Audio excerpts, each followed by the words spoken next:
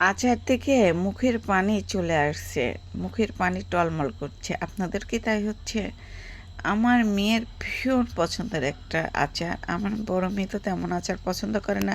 বড়ইয়ের আচার আর তালতার আচারটাই পছন্দ করে। আসসালামু আলাইকুম সবাইকে। সবাই কেমন আছেন? নিশ্চয়ই সবাই ভালো আছেন? আলহামদুলিল্লাহ। আমিও আপনাদের দোয়ায় অনেক অনেক ভালো আছি। সকালে নামাজ পড়ে উঠে এই তো রান্নাঘরে চলে আসছি ছাই মাটি তোলার জন্য। আর গ্রামের মেয়েদের তো এটাই তো কাজ। সকালে ঘুম থেকে উঠে নামাজ পড়বে, কোরআন শরীফ পড়বে, পড়ে নিয়ে এই তো বাসি কাজ শুরু করে দিবে। আমিও প্রতিদিন তাই করি। এত ঘর দোরগুলো ঝাড় দিয়ে নিয়েছি, ছাই মাটি তুলেছি, থালা বাসন মেজে কিছু রুটি বানিয়ে নিয়েছি। পেঁপে ভাজি করেছিলাম, পেঁপে ভাজি দিয়ে আজ রুটি খাবো। আর আমার মেয়েকে বললাম যে একটা বাটি দাও, মেয়ে বাটি দিল না, আমি বাটি দিয়ে বসে পড়েছি। আমার অভ্যাস। তারপরে যে খাওয়া দাওয়া শেষ করে কিন্তু এই যে মাছ চলে আসছে, বাজারে মাছ কিনতে দিয়েছিলাম। মাছগুলো কিন্তু মরা নয়, ভালোই মাছগুলো টাটকাই আছে। আর এই কাকলে মাছটা অনেক দিন পর দেখলাম, মজা লাগে, আমার কাছে খুব ভালো লাগে কাকলে মাছ।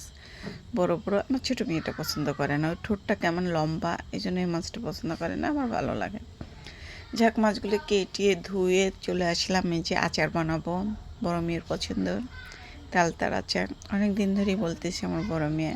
বাজারে কিনতে গেলে আচার অনেক দামই নেয়। আচার দেখে পছন্দ হয় না, কিন্তু দামটা অনেক নেয়। আর খেয়ে তৃপ্তিও পাওয়া যায় না, কিন্তু মজা লাগে ওদের আচারগুলো। তা আমি বাড়িতে কিন্তু এভাবে আচারগুলো বানাই, তালতার আচার বানাই, কারণ অল্প খেতে পেট ভরে না।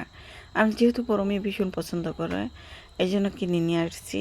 এই তিনটাই ছিল, তিনটাই কিনে নিয়ে আসছি। যখন হাটের দিন বেশি উঠবে তখন বেশি করে কিনে সারা বছরের মনে আমি আচার করে রাখি। যেহেতু বড় মেয়ে পছন্দ করে, তালতাগুলো কেটে আমি ধুয়ে সুন্দর করে হলুদ আর লবণ দিয়ে সেদ্ধ করতে দেবো। আর দিয়ে দিয়েছি। আর এর তো আমি লবণ দিয়ে দেব, কিন্তু এইখানে এই যে লবণ দিয়ে দিচ্ছি, কিন্তু হলুদটা ফুলিয়ে গেছে, আবার হলুদ আনতে হবে। হলুদ রুমে আছে, ঘরে আছে, ঘর থেকে বের করে নিয়ে আসবো। তারপরে হ্যান্ড কৌটা খুলে দেখিয়েছি হলুদ নেই। তারপরে যে কৌটা ভর্তি নিয়ে আসলাম, নিয়ে এসে হলুদ কৌটাতে তুলতেছি। আর এই যে একটু মানে তালতার মধ্যে দিয়ে দেব, মানে ভাপ দেব, পুরোটাই সেদ্ধ করে নেব, মানে হাতে যাতে চিবিতেই সিদ্ধ হয়ে যায়, মানে নরম চেটকে হয়ে যায়। এটা তো শলা শলা শক্ত হয়ে থাকে।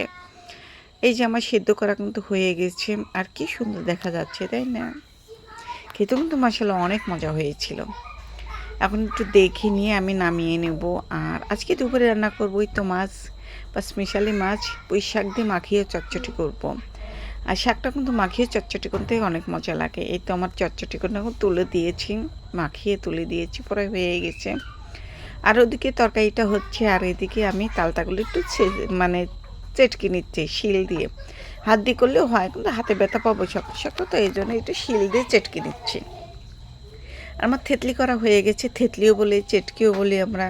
থেতলি করা হয়ে গেছে, একটু হাত দিয়ে একটু কষলে তারপরে তেলে দিয়ে দিচ্ছি। এখানে গরম মশলা দিয়েছি, তেজপাতা দিয়েছি, রসুন দিয়েছি, তেল দিয়েছি, আর পাঁচফোড়ন দিয়েছি। দিয়ে তেলটা যখন গরম হয়ে গেছে তখন আমি এই যে তালতাগুলো দিয়ে দিয়েছি। তারপর ভাজা ভাজা করে নিয়েছি, নিয়ে তারপরে এই যে একটু মরিচের গুঁড়া, হলুদের গুঁড়া, লবণ আর ধনের গুঁড়া দিয়েছি। দিয়ে আর একটু নেড়ে চেড়ে তারপরে এই যে পরিমাণ মতো চিনি দিয়েছি। আমি বেশি চিনি দেইনি, কারণ আমি টক ঝাল মিষ্টি করব, তো এই জন্য অল্প চিনি দিয়েছি। দিয়ে এই তো নাড়তে নাড়তে যখন আমার এই যে মানে ভাজা ভাজা হয়ে গেছে, তখন এই যে আমার আচারটা মানে তেলটা ছেড়ে দিয়েছে, তখন আমার আচারটা হয়ে গেছে।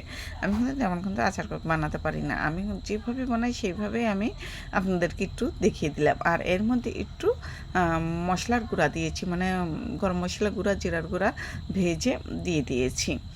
এই তো আমার হয়ে গেছে আচারটা বানানো। আর এখন এই যে দুপুরবেলা খেতে বসবো।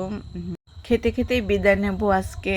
সবাই ভালো থাকবেন, সুস্থ থাকবেন, আমাদের জন্য দোয়া করবেন। আপনাদের জন্য অনেক অনেক দোয়া ও ভালোবাসা রইল। আজ এই পর্যন্ত, আল্লাহ হাফেজ।